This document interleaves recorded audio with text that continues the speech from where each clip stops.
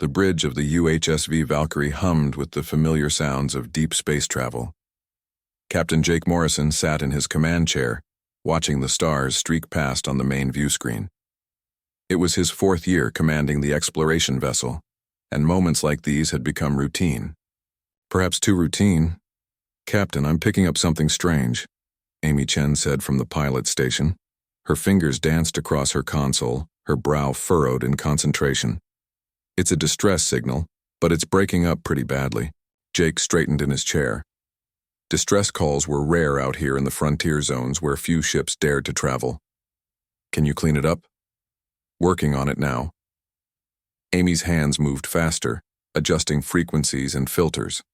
Slowly, the static on the bridge speakers began to resolve into something coherent. What came through made everyone on the bridge freeze, screaming. The desperate, terrified screams of thousands of voices, children crying, adults pleading for help in a language the translation software struggled to interpret. Then, through the chaos, a single voice spoke clearly in broken galactic common. "This is the Lyran colony ship Luminous Dawn. We are under attack. 40,000 civilians aboard. Life support failing in multiple sections. The Kreth have breached our hull. Please, anyone who can hear this. We have children. Please help us." The message repeated, but the screams in the background grew louder each time. Jake felt his jaw tighten. He had heard about the Lyran during his diplomatic briefings. They were a peaceful species, artists and philosophers who had never developed weapons more advanced than farming tools. They were exactly the kind of prey that raiders loved to target. "Paul, tell me you're getting a location on that signal," Jake said, turning to his tactical officer. Commander Paul Rodriguez was already working his console, his face grim. "Got it. They're 3 days away at maximum burn. Captain, I'm also picking up 3 Kreth Raider signatures in the same location. The Lyran ship is dead in space." 3 days. Jake closed his eyes for a moment. In 3 days, 40,000 people could die. Would die if no one helped them. "Danny, can we push the engines any harder?" Jake asked. Chief Petty Officer Danny Hayes looked up from his engineering station. The young man had a smudge of grease on his cheek from his earlier work in the engine room. "I can give you maybe 10% more, but we'll be running hot. Real hot. The engines weren't designed for extended overload." "Do it," Jake said. He tapped his command console, opening a ship-wide channel.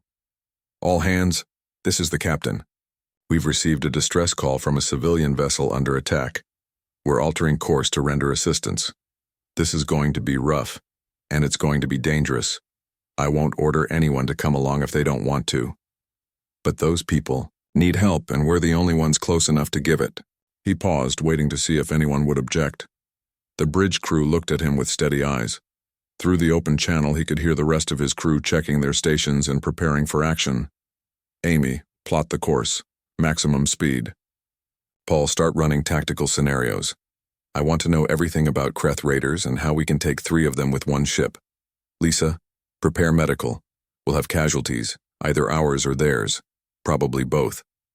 Dr. Lisa Grant nodded from her station near the back of the bridge.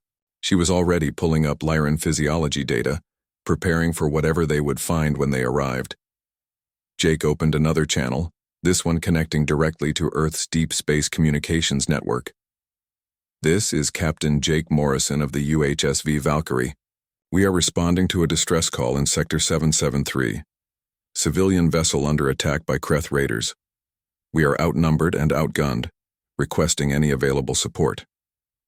He hesitated, then added, "Tell command we couldn't wait for authorization. We're going in." The channel closed. Jake knew what he had just done. He had violated at least half a dozen treaties and regulations. The Galactic Council had strict rules about military intervention. There were proper channels, diplomatic procedures, committee meetings. The correct response to a distress call was to forward it to the Council and let them handle it through official channels. Jake had checked those regulations once, years ago, after joining the Council. The average response time for the Council to approve a military rescue operation was 6 weeks. 6 weeks of committee meetings and debates about jurisdiction and resource allocation. 6 weeks while people died. "Captain, I'm getting the same signal on the Galactic Emergency Channel," Paul said. The Council has received it too. They're broadcasting the standard response. All ships are to maintain position and await official instructions. How long until official instructions? Jake asked, though he already knew the answer. Paul checked his console. Estimated Council response time is 42 days. 42 days. Jake felt anger flare in his chest, hot and bright. 42 days to talk about whether 40,000 lives were worth saving. He forced the anger down and focused on the problem in front of him. The Valkyrie surged forward as Danny pushed the engines past their normal limits. The deck plates vibrated with the strain, and the hum of the ship changed pitch. Jake had served on ships his entire adult life, and he knew the sounds they made. His ship was pushing itself to the breaking point for him, for the people they were racing to save. 3 days at this speed, Amy confirmed. But Captain, I'm plotting microjumps too. If we can hit the right gravity wells, I can shave maybe 6 hours off our time. Do it, Jake said. Every hour mattered. Paul turned from his station, a data pad in his hand. Captain, I've been reading up on the Kreth. They're not good news. They've been raiding the frontier for a decade now. They're bigger than us, stronger, and they've got natural armor plating. Their ships are built for combat. Ours is built for exploration. What are their weaknesses? Jake asked. Paul frowned. According to the files, they don't really have any.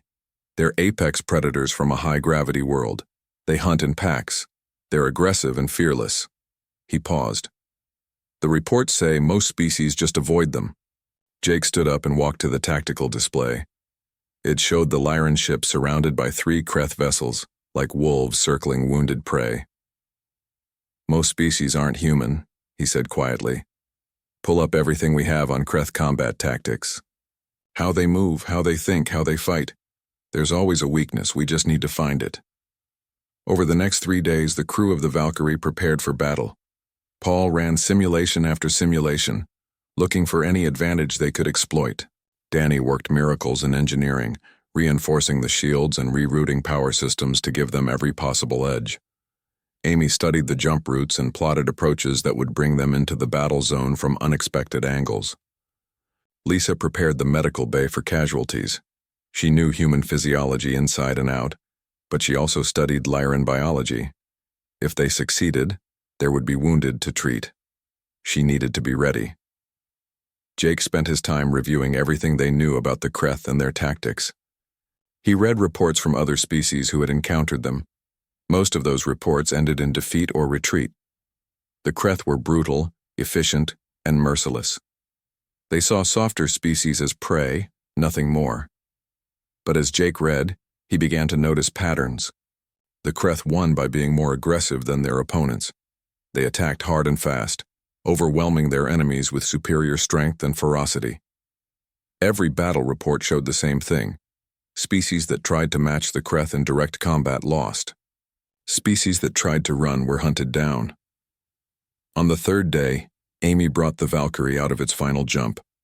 The system appeared on their view screens, and there, hanging in space like a dying star, was the luminous dawn. The colony ship was massive, built to carry 40,000 people across the stars to a new home. Now it drifted helplessly, its hull torn open in a dozen places, debris trailing from the wounds. 3 Kreth ships orbited the wounded vessel like sharks. They were smaller than the colony ship, but heavily armed, their hulls dark and angular. As Jake watched, one of the raiders fired a burst into the luminous dawn's hull, not to destroy it completely, but to terrorize, to hurt. They're playing with them, Paul said, his voice tight with anger. Jake felt that anger too, cold and sharp in his chest, but he pushed it aside. Anger could wait. Right now he needed to think.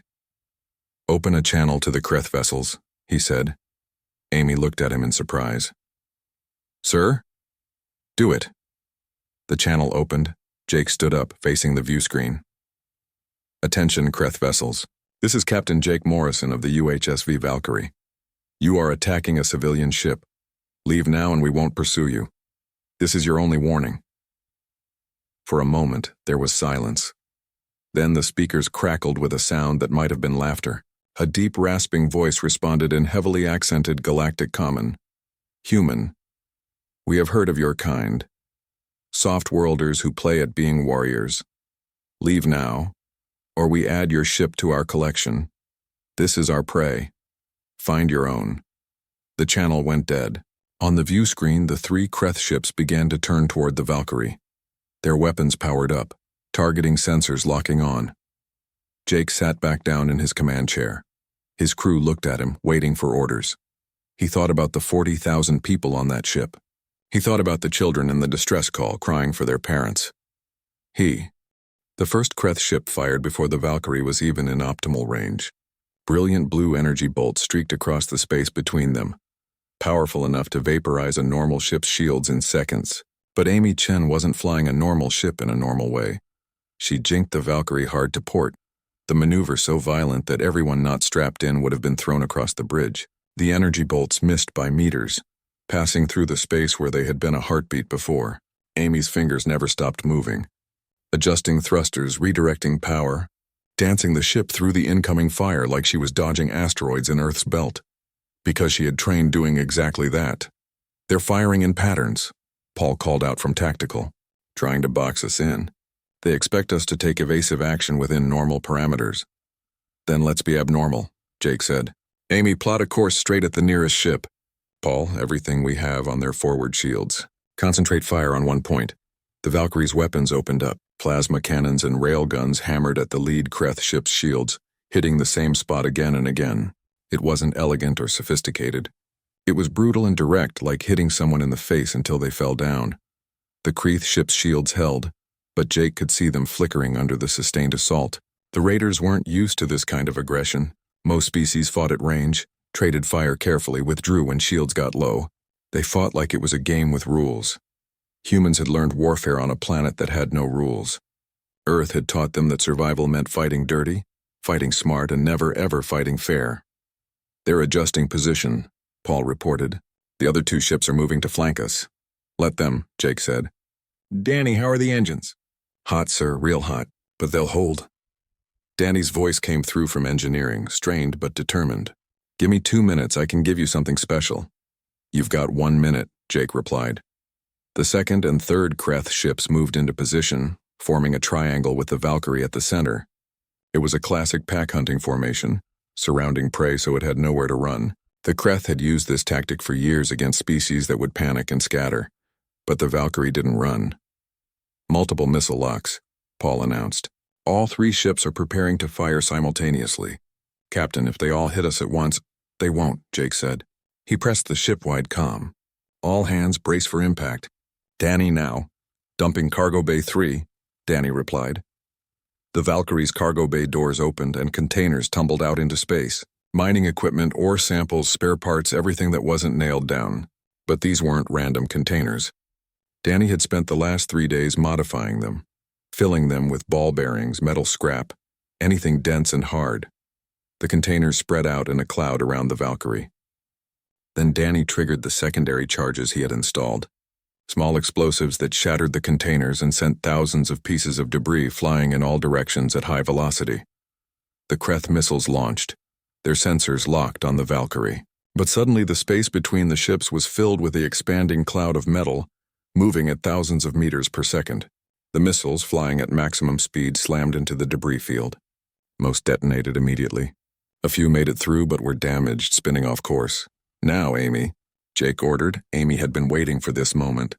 She fired the thrusters at full power, sending the Valkyrie diving below the orbital plane. The sudden maneuver took them out of the Kreth firing solution and positioned them behind the lead raider. "Firing," Paul said, his voice calm despite the chaos around them. The Valkyrie's main guns tracked onto the Kreth ship's engines and opened fire. Without shields to protect its rear, the raider took the full force of the weapons. Explosions rippled across its hull and the ship began to list, trailing atmosphere and debris. 1 down. 2 to go. "The other ships are pursuing," Paul reported. "They're angry now. They're not fighting tactical anymore, they're just coming straight at us." Jake allowed himself a small smile. "Good. Angry enemies make mistakes. Amy, take us toward the luminous dawn. Thread the needle between those hull breaches." Amy's eyes widened. "Sir, some of those gaps are barely wider than our ship. At this speed, any miscalculation—" "I know what I'm asking," Jake said quietly. "Can you do it?" Amy looked at the navigation plot. calculating angles and speeds in her head. Then she grinned. "Strap in, everyone. This is going to be interesting." The Valkyrie raced toward the crippled colony ship.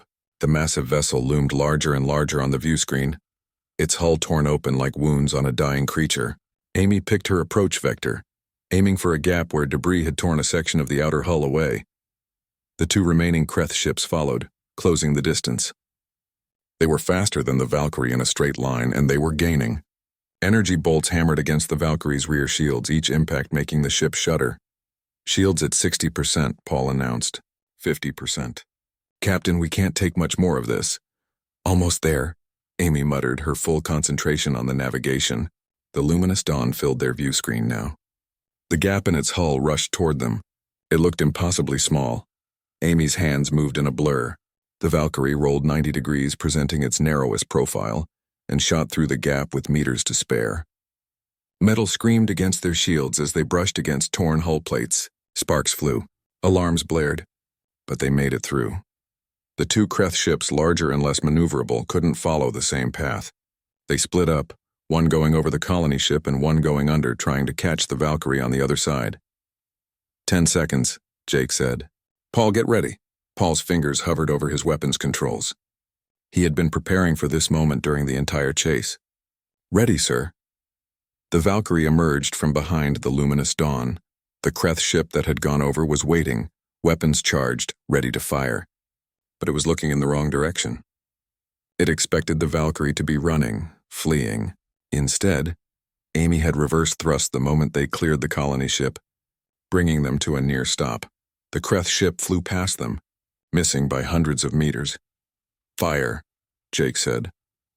Paul had already locked onto the Raider's weakest point, the spot where its main reactor connected to the weapons systems. The Valkyrie's gun spoke once, a concentrated burst of energy and kinetic rounds. The shot was perfect. The Kreth ship's reactor containment failed, and the vessel simply ceased to exist in a brilliant flash of light. 2 down. The third Kreth ship came around the luminous dawn, more cautious now. Its captain had seen 2 of his packmates destroyed in minutes. He was facing something he had never encountered before, prey that fought back and fought smart. "He's hailing us," Paul said. Jake gestured for him to open the channel. The same rasping voice came through, but the confidence was gone. "Human, you fight well. We withdraw. This prey is not worth our losses." For a moment, Jake was tempted to let them go. The Lyran were safe. His ship and crew were still intact. They had won. But then he thought about the 40,000 people on that colony ship. He thought about the terror they had endured. He thought about how many other ships the Kreth had attacked, how many people they had killed. "Negative," Jake said coldly. "You came here to hunt the weak. Now you get to learn what it's like to be prey. Surrender your ship and prepare to be boarded, or we end this now." There was a long pause. Then the Kreth captain made his choice. The Raider's engines flared to life and it tried to run. "Amy, pursuit course. Paul, disable their engines. I want them dead in space." The chase was brief. The Kreth ship was damaged from the earlier exchange and it couldn't outrun the Valkyrie. Paul's shots were surgical, taking out the Raider's main drives without destroying the ship completely. Within minutes, the Kreth vessel was drifting, powerless. "Danny, I need a boarding team," Jake said. "The Lyran ship needs help, and we need to make sure these Raiders don't have any more surprises waiting for us." "Already on it, Captain," Danny replied. "I've got 12 Marines suited up and ready to go. Sergeant Kevin Blake is leading them." Jake nodded. The Marines had officially been on board for a training exercise, a convenient fiction that let Earth keep military personnel on civilian exploration vessels. Right now, Jake was very grateful for that fiction. The boarding pod launched from the Valkyrie, crossing the space to the disabled Kreth ship in seconds. Jake watched the video feed from the Marines' helmet cameras as they cut through the airlock and entered the Raider. What followed was not a battle. It was a lesson in why humans were apex predators on their own world. The Kreth were stronger individually, their natural armor tough enough to stop most small arms fire. But the Marines fought as a unit, covering each other, using tactics that turned the Kreth's strength against them. When a Kreth warrior charged Sergeant Blake, he didn't try to match strength. He sidestepped, using the creature's momentum to send it crashing into a bulkhead.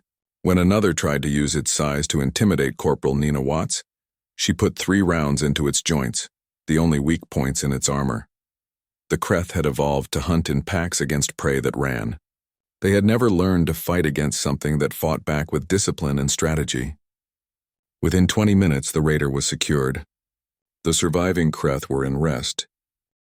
The airlock on the luminous dawn opened with a hiss of equalizing pressure. Jake stepped through first, his boots clanging on the metal deck. Behind him came Dr. Lisa Grant and a team of medics, their arms loaded with emergency supplies. Danny Hayes followed with his engineering crew, already scanning the damaged systems with their portable equipment. The Lyran waiting on the other side of the airlock made Jake pause for just a moment. He had seen pictures during the briefings, but meeting them in person was different. They were tall and slender, with large eyes that dominated their delicate faces. Their skin had a faint blue tint, and they moved with a grace that reminded him of dancers. Everything about them spoke of a gentle species, one that had never known violence. Until now. Counselor Vela stood at the front of the welcoming group. Her robes were torn and dirty, and there was a bandage wrapped around one arm, but she stood straight, dignified despite everything she had endured. "Captain Morrison," she said, her voice carrying a musical quality even through the translator. "You came. The council said to wait. That help would arrive in time, but you came." Jake extended his hand in the human greeting, then remembered that the Lyran might not understand the gesture, but Vela reached out and took his hand carefully as if it were something precious. "We received your distress call," Jake said. "My crew and I don't leave people in danger if we can help it. Now we need to get your life support working again. My engineer says you've only got a few hours of air left." Vela nodded quickly. Yes, this way. "The Kreth damaged our main reactor when they first attacked. We've been running on emergency power, but it's failing." She gestured down a corridor, and the group began moving. As they walked through the ship, Jake saw the full extent of the damage the Kreth had caused. Hull plates were torn open, exposing the interior to space. Emergency force fields shimmered across the breaches, holding in the atmosphere but barely. Debris littered the corridors, and everywhere there were Lyran families huddled together, holding their children close. When they saw Jake and his crew, the Lyran reacted with a mixture of fear and hope. They shrank back from the humans at first, these alien beings from the Deathworld, these warriors who had just destroyed 3 Kreth ships. But then they saw how gently Lisa and her medics moved among them, checking injuries and handing out emergency rations. They saw Danny and his crew working frantically to restore power to damaged sections. The fear began to fade, replaced by something else. Wonder, maybe, or hope.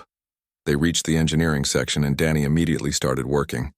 His hands moved across the Lyran systems with practiced ease, understanding flowing from experience. Engines were engines no matter what species built them. The principles were the same. "It's not as bad as it looks," Danny said after a few minutes. "The main reactor is intact, just knocked offline by the power surge when the shields failed. I can get it running again, but it'll take time. A few hours maybe." "We don't have a few hours," Jake said quietly. Danny looked up at him and grinned. It was the grin of someone about to do something dangerous and stupid. "Then I guess we're doing this the fast way. Captain, I'm going to need to override about a dozen safety protocols and restart the reactor without running any of the standard pre-checks." "What's the risk?" Jake asked. "If I'm wrong about the damage, the reactor could overload. Best case, we lose the engine. Worst case," Danny shrugged. "Well, let's just say it would be a quick way to go for everyone on board." Vela made a small sound of distress. Jake looked at her, then back at Danny. "Do it. But Danny, be right about this." "Always am." "Sir?" Danny said, though his hands were already moving faster, sweat beading on his forehead. Jake turned to Vela. "Counselor, I need you to evacuate everyone from this section. If something goes wrong, I want as many people as possible safe." Vela hesitated. "Captain, this is our ship. Our people. We should stay and help." "You can help by getting your people to safety," Jake said gently. "Please let us handle this. It's what we do." Vela looked at him for a long moment, then nodded. She spoke quickly to the other Lyran in the engineering section, and they began to move out. But Jake noticed that some of them stayed, Lyran engineers who refused to abandon their posts. He respected that. Danny worked for 30 minutes that felt like hours. He rerouted power conduits, bypassed damaged systems, and slowly, carefully brought the reactor back to life. Jake stood nearby, watching the readouts Danny couldn't see. calling out warnings when temperatures spiked or pressure built up too fast. They were a team, working together like they had for years. Trust built through 100 smaller crises, each one teaching them to rely on each other without question. Almost there, Danny muttered. Just need to, got it. The reactor hummed to life. Lights flickered on throughout the ship, steady and strong. The emergency force fields across the hull breaches solidified, no longer shimmering on the edge of failure. Jake could hear cheering echoing through the corridors as the Lyran realized they were safe. Danny slumped against the console, exhausted. Never doing that again, he said. At least not until next week. Jake clapped him on the shoulder. Good work. Now get some rest. I need you functional in case something else breaks. While Danny and his crew continued repairs, Jake made his way to what served as the Luminous Dawn's medical bay. What he found there made his chest tight. Lisa and her team had set up triage stations, working alongside Lyran healers to treat the injured. There were a lot of injured. Lisa looked up as Jake entered, her face tired but determined. Most of them will be fine. Cuts, bruises, broken bones. The Lyran are tougher than they look. She paused. But we lost about 300 in the initial attack. The Kreth breached the civilian quarters first, 300 dead. 300 people who had been traveling to a new world. Full of hope for the future. Gone because some raiders wanted to take what wasn't theirs. Jake felt the anger return, cold and hard. But he pushed it down. There would be time for anger later. Right now, there were survivors who needed help. He moved through the medical bay, stopping to talk to the injured. Most of the Lyran were shy around him at first, intimidated by this human from the death world. But children were children everywhere. Curious and fearless in a way adults forgot how to be. A small Lyran child, no more than 5 or 6 in human years, tugged on Jake's uniform sleeve. Are you the one who made the bad things go away? The child asked, their large eyes filled with wonder. Jake knelt down to the child's level. Me and my crew. We heard you needed help. My mother said no one would come, that we were too far away and no one would care about us. Jake felt something twist in his chest. Well, your mother was wrong. Someone always cares. You just have to find them. The child thought about this seriously, then reached out and hugged Jake, just threw small arms around his neck and held on tight. Jake froze for a moment, surprised, then carefully hugged the child back. Thank you for saving us, the child whispered. Jake couldn't speak for a moment. He just nodded and gently released the hug. The child ran back to their mother, who was watching with tears streaming down her face. She bowed to Jake, a gesture of profound respect in Lyran culture. Over the next several hours, Jake's crew worked alongside the Lyran to make the Luminous Dawn spaceworthy again. It wouldn't be pretty and it wouldn't be fast, but it would fly. The colony ship could make it to the nearest safe port, escorted by the Valkyrie. Jake was reviewing the repair schedules when Paul contacted him from the bridge. Captain, we're receiving a transmission from the Galactic Council.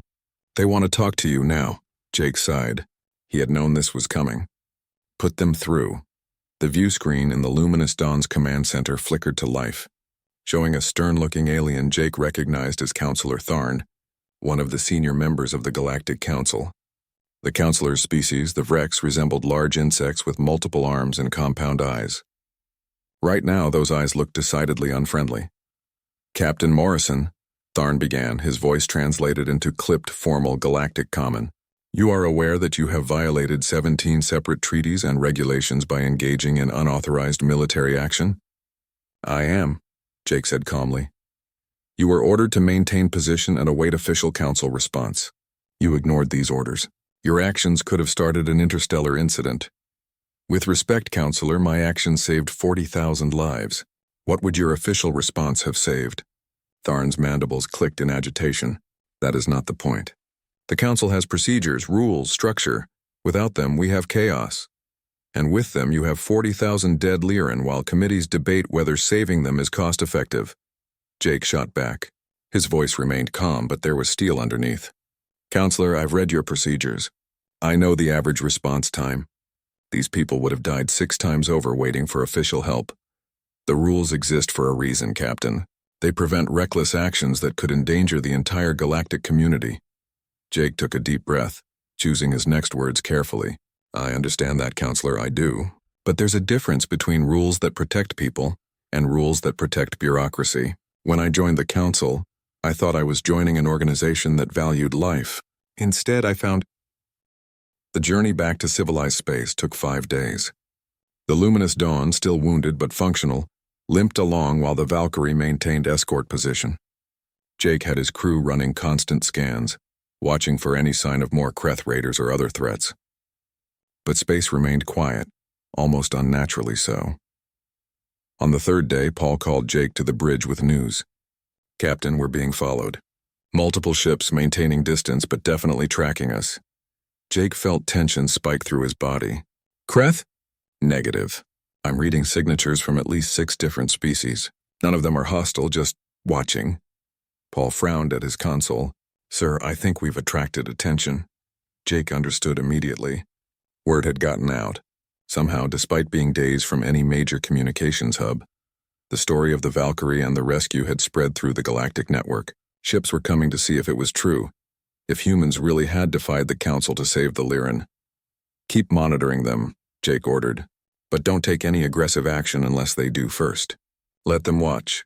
Amy looked back from her pilot station. "Captain, we're also receiving messages. Lots of messages. I've got requests for interviews from 3 news networks. Official inquiries from a dozen governments and—" She paused, reading her screen with disbelief. "Marriage proposals?" Despite the tension, Jake couldn't help but smile. "Forward the important stuff to my personal queue. Ignore the marriage proposals. All of them?" Amy asked, grinning. "Even the one from the Telnari princess?" "She says you've proven yourself worthy of joining the royal family." "Especially that one," Jake said firmly, though he was fighting back laughter now. Even in the middle of a crisis, his crew could find humor. It was one of the things he loved about them. The messages kept coming as they traveled. Some were supportive, praising the Valkyrie's actions. Others were critical, calling Jake a reckless cowboy who endangered galactic peace. The Kreth Syndicate issued an official statement demanding that Jake and his crew be arrested and handed over for trial. The Lyran government, in response, declared Jake Morrison a hero and friend to their entire species. The galaxy was divided, and Jake was at the center of it all. On Earth, the reaction was more complicated. Admiral Diane Foster contacted Jake on a secure channel, her face stern on the view screen. She was a career officer who had commanded fleets during humanity's worst conflicts, a woman who understood both duty and the cost of war. "Captain Morrison," she began formally, "you've created quite the situation here." "I'm aware, Admiral," Jake said, standing at attention despite the informal setting. Foster studied him for a long moment. "The Council is demanding your court-martial. They want an example made of you, to show other species that unauthorized military action won't be tolerated." She paused. "Earth's civilian government is inclined to give them what they want. The diplomats are worried about our relationship with the Council." Jake felt his stomach sink. He had known this was coming, but hearing it confirmed still hurt. "I understand, Admiral. I'll accept whatever judgment is made." "I wasn't finished, Captain," Foster said, and now there was a hint of a smile on her stern face. "The civilian government wants to court-martial you. The military, on the other hand, wants to give you a medal. Hell, half the fleet wants to throw you a parade. You've become a symbol, Morrison. The question is, what kind of symbol?" "I don't understand, Admiral." Foster leaned forward.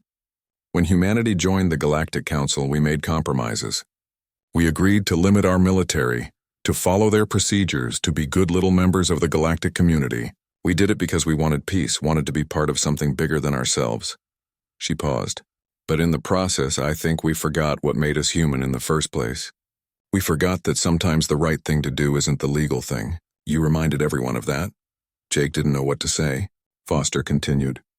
"I'm not going to lie to you, Captain. There will be consequences. The Council is powerful and they don't forgive easily, but Earth stands with you. All of Earth. We're not handing you over to anyone." "What about the diplomats? The treaties?" Jake asked. "Let me worry about that," Foster said. "Right now, I need you to do something for me. When you get to port, when everyone wants to interview you and get your statement, I need you to tell them exactly what you told the Council. No apologies, no regrets. Tell them why you did what you did." "Why?" Jake asked. "Because the galaxy needs to hear it," Foster said simply. "They need to understand that humans aren't going to stand by while innocents die. Maybe it'll make some species think twice before raiding civilian ships." Maybe it'll inspire others to act when they see injustice. Or maybe it'll just piss everyone off. But either way, the galaxy is going to know what humanity stands for. The transmission ended, leaving Jake with more questions than answers. But he knew one thing for certain. His life was about to get a lot more complicated. 2 days later, the Valkyrie and the Luminous Dawn arrived at Gateway Station, a massive orbital platform that served as one of the main hubs for interstellar travel. The station was crowded with ships of every species, all drawn by the news of the rescue. As they approached the docking bay, Jake could see camera drones swarming around them, broadcasting live feeds to hundreds of worlds. This wasn't just news anymore. It was a galactic event. The docking procedure was carefully choreographed. The Luminous Dawn docked first, its passengers beginning the long process of disembarkation. Medical teams were waiting to receive the injured. Lyran officials were there to greet Counselor Vela and the other survivors, and there were crowds. Thousands of people, representing dozens of species, pressed against the observation windows to watch. Jake could see signs written in various languages, some supporting him, some condemning him. The galaxy was watching, and everyone had an opinion. When the Valkyrie docked, Jake ordered his crew to remain on the ship for now.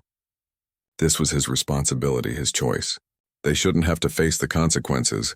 But when he reached the airlock, he found his entire crew standing there, dressed in formal uniforms. Amy, Paul, Danny, Lisa, Sergeant Blake and his Marines, even the junior technicians and cooks. Everyone. Captain, Paul said formally. Permission to accompany you? Jake looked at them. These people who had trusted him enough to risk everything. This could get ugly. There are people out there who want us arrested. If you stay on the ship, you might avoid the worst of it. Amy crossed her arms. With respect, sir, that's stupid. We're a crew. We go where you go. Besides, Danny added with a grin, someone needs to make sure you don't say anything too diplomatic. You're terrible at politics. Despite everything, Jake felt himself smile. All right. Together then. They opened the airlock and walked out into chaos. The press of bodies was overwhelming. Reporters shouted questions, cameras flashed. Security personnel tried to maintain order. Jake caught fragments of dozens of conversations in languages he didn't recognize. The universal translators struggled to keep up. Then, cutting through the noise, a voice called out, Captain Morrison. The crowd parted and Counselor Vela walked toward him. She wasn't alone. Behind her came the survivors from the Luminous Dawn, 40,000 Lyran moving in a coordinated mass. They filled the docking bay, a sea of blue-tinted faces all focused on Jake and his crew. Vela reached Jake and in front of everyone, in front of all the cameras and crowds and officials, she knelt. Not a bow, not a nod, but a full kneeling gesture of profound respect in Lyran culture. Captain Jake Morrison, she said, her voice amplified by the station's speakers so everyone could hear. On behalf of the Lyran people, on behalf of every life you saved, I offer our eternal gratitude. You and your crew risked everything for strangers. You showed us that there is still honor in the galaxy, still beings who value life over law, compassion over convenience. She stood and held out a data tablet. This is a formal petition to the Galactic Council, signed by every survivor from the Luminous Dawn. We are asking the Council to commend your actions, not condemn them. We are asking them to create the kind of rapid response force you suggested, so that no one else has to wait weeks for help that should come immediately. The crowd erupted. Some cheered, some shouted in anger, but everyone was talking. The story had just changed from a simple rescue to a challenge against the entire council system. A ripple went through the crowd as a new group approached. Jake recognized some of them from his diplomatic briefings. Counselors from various species, representatives of the Galactic Council itself. They did not look happy. Counselor Tharn pushed to the front, his mandibles clicking in agitation. Captain Morrison, you are hereby ordered to surrender yourself and your crew to Council authority. You will face charges of unauthorized military action, violation of sovereign space, and destruction of property belonging to the Kreth Syndicate. Before Jake could respond, another voice cut through the tension. On what authority? A human woman in an admiral's uniform walked through the crowd. Diane Foster in person, her presence commanding immediate respect. She positioned herself between Jake and the counselors. Captain Morrison is a member of Earth's military, Foster said calmly. Any charges against him will be heard by Earth's judicial system, not the... 3 months had passed since the rescue of the Luminous Dawn. Jake stood on a platform at the newly established Lyran colony, watching as the last of the temporary shelters were replaced with permanent structures. The colony, named New Haven by its inhabitants, was thriving. Children played in the streets. Artists painted murals on building walls, and the sound of music drifted through the air. It was peaceful, beautiful. Everything the Lyran had dreamed of when they set out on their journey. At the center of the colony stood a monument. It depicted the Valkyrie facing down the Kreth raiders, rendered in the flowing, artistic style the Lyran were famous for. Jake had tried to convince them not to build it. He failed. The Lyran were stubborn about some things, still uncomfortable with being immortalized in stone. Vela's voice came from behind him. Jake turned to see the counselor approaching, looking healthier than she had in months. The colony agreed with her. "I just don't think we deserve all this. We did what anyone would do." "That's where you're wrong," Vela said gently. "Most wouldn't have done what you did. Most would have followed the rules, waited for permission. Let us die. You taught us something important, Captain. Strength isn't just about power. It's about choosing to use that power for others." Before Jake could respond, his communicator chimed. Amy's voice came through. "Captain, we've got another signal. Distress call from a freighter in Sector 815. They're under attack." Jake felt his body tense, that familiar mixture of adrenaline and focus. "What's the situation?" 3 ships attacking a civilian freighter. "The freighter is from the Telnari Union. They're asking for help." Amy paused. "Captain, the Council is broadcasting their standard response. Maintain position and await official assistance." "How far out are we?" Jake asked. 4 hours at maximum burn. The freighter says they can hold out for maybe 2 hours before their shields fail." Jake looked at Vela, who nodded slowly. She understood. This was what humans did now. This was what they had chosen to become. "Tell them we're on our way," Jake said. "And Amy, send a message to Earth. Let them know we're responding to another distress call." "Roger that, Captain. One more thing. We're not alone this time. I'm reading 3 other ships altering course to respond. A Lyran patrol vessel, a Dornak trade cruiser, and—" Amy's voice filled with surprise. "A Council peacekeeping ship. They're all heading to help." Jake felt something warm spread through his chest. Maybe things were changing after all. "Coordinate with them. Let's make sure that freighter survives." As Jake headed back to the Valkyrie, Vela walked beside him. "The galaxy is different now because of what you did," she said. "Other species are starting to respond to distress calls. The Council established that rapid response force you suggested. It's small and underfunded, but it exists. You changed things." "We just did what was right," Jake said. "Exactly," Vela replied. "And sometimes that's all it takes." The Valkyrie launched from New Haven, joining the 3 other ships converging on the freighter's position. It was the first time Jake had worked with a mixed-species rescue force, and it showed. The Council peacekeeping ship kept asking for authorization codes. The Dornak cruiser flew too cautiously, worried about violating trade agreements. Only the Lyran patrol vessel moved with the same urgency as the Valkyrie. But they were learning. Slowly, the disparate ships began to work together, sharing sensor data and coordinating their approach. By the time they reached the freighter, they had formed a functioning unit. The battle was brief. 4 ships against 3 raiders working together overwhelmed the attackers quickly. The raiders, seeing organized resistance instead of easy prey, fled. The freighter was damaged but intact, its crew alive and grateful. As the Valkyrie escorted the damaged ship to the nearest port, Jake received a transmission from the Council peacekeeping ship. The captain, a Vrex-like Counselor Tharn, appeared on his screen. "Captain Morrison," the Vrex said formally. "I am Captain Zesh of the Council Defense Force. I must admit I questioned the wisdom of creating this rapid response unit. I thought it would lead to chaos, to ships fighting without proper authorization." He paused. "I was wrong. Today we saved lives because we acted quickly, because we didn't wait for committees to debate while people died. Perhaps your species understands something we forgot. We just remember what it's like to need help and not get it," Jake said. "Earth has seen its share of disasters. We learned that when someone calls for help, you go. You don't ask if it's profitable or politically convenient. You just go." Zesh's mandibles clicked in what might have been agreement. "The Council is changing, Captain Morrison. Slowly, but changing. Your actions at the Luminous Dawn started something. Other species are demanding reform, asking why we have so much bureaucracy and so little action. It will take time, but I believe we will become what we should have been all along. Protectors, not just administrators. I hope so, Jake said. The galaxy needs protecting. Back on Earth, Admiral Foster stood before a joint session of the military command and civilian government. The debate had raged for months about what humanity's role should be in the new galactic order. Some wanted to retreat, to avoid antagonizing the Council further. Others wanted to expand the military, to become the galaxy's unofficial police force. Foster had a different idea. We don't need to be the galaxy's police, she said to the assembled officials. We don't need to force our values on anyone. But what we can do is be an example. When we hear a distress call, we respond. When we see injustice, we stand against it. Not because we're trying to rule the galaxy, but because that's who we are as a species. She pulled up a holographic display showing a map of known space. I'm proposing the creation of volunteer response fleets. Human ships, civilian and military, stationed at key points throughout the frontier. Not as conquerors or enforcers, but as guardians. Any ship that wants to join can join. Any species that wants our help can ask for it.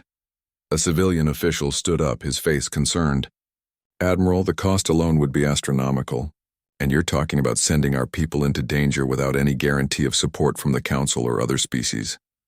The cost of doing nothing is higher, Foster replied. What's the cost of letting innocents die? What's the cost of teaching the galaxy that humans talk big but won't back it up? We joined the galactic community to make things better. This is how we do it. The debate continued for hours, but in the end the decision was made. Earth would establish the Guardian Fleet, a volunteer force dedicated to responding to distress calls across known space. It was risky, expensive, and ambitious. It was also exactly what humanity needed to do. Jake heard about the Guardian Fleet while the Valkyrie was docked at Gateway Station for repairs. Danny had somehow blown out 3 power converters during their rescue of the Telnari freighter, and it would take a week to get the ship back in working order. Admiral Foster contacted him personally with the news. They want you to command it, she said. The Guardian Fleet. You'd have autonomy to respond to calls as you see fit, coordinate with other species rescue forces, and train new crews in human response tactics. Jake sat in his quarters processing this. It was everything he could want, the chance to do what he believed in without bureaucratic interference. But it also meant more responsibility, more lives depending on his decisions. What about my crew? He asked. They've all volunteered to stay with you, Foster said with a smile. Amy said, and I quote, where else am I going to get to fly like a maniac and be called a hero for it? Danny wants to teach other engineers his creative approach to repairs. Paul thinks training other tactical officers will be his greatest challenge yet, and Lisa says someone needs to keep all of you from getting killed. Jake laughed despite himself. They're insane. They're your crew, Foster corrected. And they believe in what you're doing. So do I. So does most of Earth if the polls are accurate. You started something, Jake, now finish it. Show the galaxy what humanity really stands for. Jake accepted the position that day. Over the next few months, the Guardian Fleet grew from 1 ship to 5, then 10, then 20. They weren't all human ships. Lyran vessels joined, their crews trained by Jake's people. Ships from minor species who had been ignored by the Council signed up.